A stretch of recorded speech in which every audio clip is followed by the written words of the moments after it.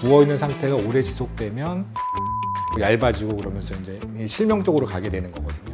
를 했을 때 항상 좋은 것은 아니에요. 기본적으로는 상태가 나쁘면 나쁠수록 재발도 잘 되고 잘 가라앉지 않겠죠. 그리고 혈관 상태가 좋다고 하면 몇 번 치료를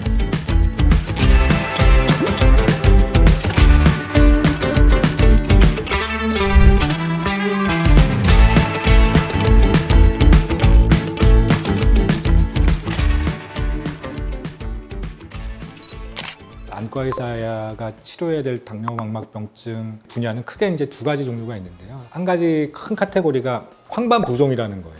당뇨가 있으면 망막의 가장 중요한 부분을 황반이라고 하는데 황반이 잘 붓거든요. 기본적으로는 당뇨가 있으면 혈관들이 약해지거든요. 그래서 혈관들이 약해졌다는 말의 의미는 뭐냐면 혈관들에서부터 이 주변으로 이제 체액 같은 것들이 누출이 돼요. 우리가 이제 노폐물이라고 표현하는 것들, 삼출물이라고 표현하는 것들이 황반에 쌓이게 되는데 이 황반에 쌓인 삼출물을 망막이 이제 부었다고 표현을 하게 되고요. 부어 있는 상태가 오래 지속되면 시세포들이 손상을 받으면서 시력이 점점 감소하게 되고 망막도 얇아지고 그러면서 이제 실명 쪽으로 가게 되는 거거든요. 치료가 크게 두 가지예요. 첫 번째는 이제 가장 많이 하는 게 항체 주사.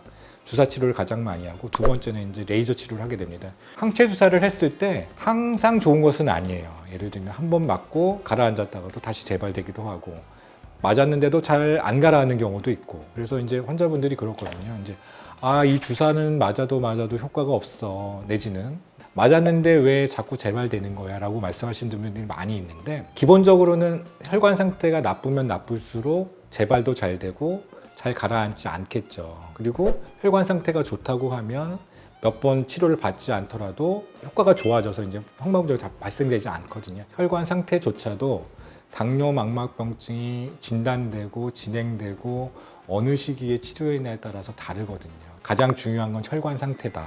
그리고 이런 치료를 할 때에도 사람에 따라서 이제 치료가 좀 길어지기도 하지만 열심히 치료해서 가라앉히면 자기 시력을 유지할 수가 있기 때문에 자기 시력을 유지하면 실명으로 가지 않겠죠. 황반부종 치료는 주로 이제 주사 치료를 많이 이용하게 되는데요. 주사 종류가 여러 가지가 있어요. 그래서 보통 많이 쓰는 항체 주사라고 얘기하는 항체 주사가 있고요.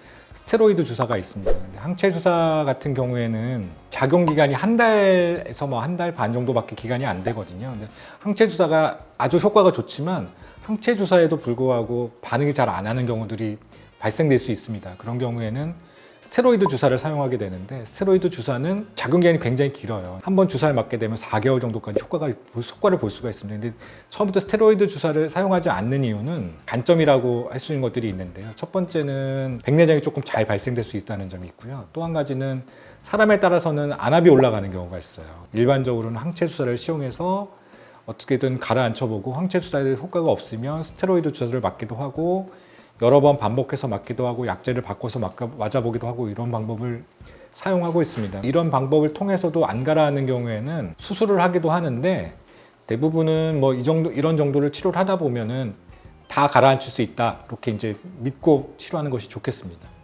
또 한 가지 이제 큰 카테고리 중에 하나가 이제 신생혈관이 생긴 것 때문에 생기는 치료거든요. 신생혈관이 생긴 것들은 레이저 치료를 하면 이제 줄어들게 되는데 레이저 치료에도 불구하고 진행되는 경우가 있어요. 그런 경우에는 이제 수술 치료까지 필요하게 됩니다. 증식성 당뇨망막병증이 있으면 제가 이제 요즘 많이 쓰는 방법들은 이런 거예요. 신생혈관을 없애고 더 이상 자라지 않게 하는 게 이제 치료의 목적이니까 예전에는 항체 주사가 없을 때는 레이저만을 막 이렇게 했어요. 레이저를 하다 보면 황반부종이 또 레이저 때문에 잘 발생되거든요. 그래서 저는 요즘에는 항체 주사를 먼저 시행해서 망막을 조금 안정화시켜 놓고 레이저 치료를 할 때 이제 한 번에 너무 많이 하거나 강하게 하면 또 황반부종이 발생될 수 있기 때문에 그걸 이제 환자분 상태에 따라서 적당한 강도와 적당한 숫자를 제가 이제 이렇게 해서 하면 효과적으로 치료를 잘 할 수가 있습니다. 어떤 사람들은 너무 진행이 많이 돼서 오는 경우가 있어요. 너무 많이 진행됐다는 게 뭐냐면 당뇨망막병증의 끝은 그러니까 이게 유리체 출혈이나 망막박리 이런 게 아니고요. 당뇨망막병증의 끝은 신생혈관이 망막에만 자라지 않고 홍채에도 자라서 홍채에 자라게 되면 이제 우리 눈의 안압을 조절하는 길이 있거든요. 길을 신생혈관이 막게 됩니다.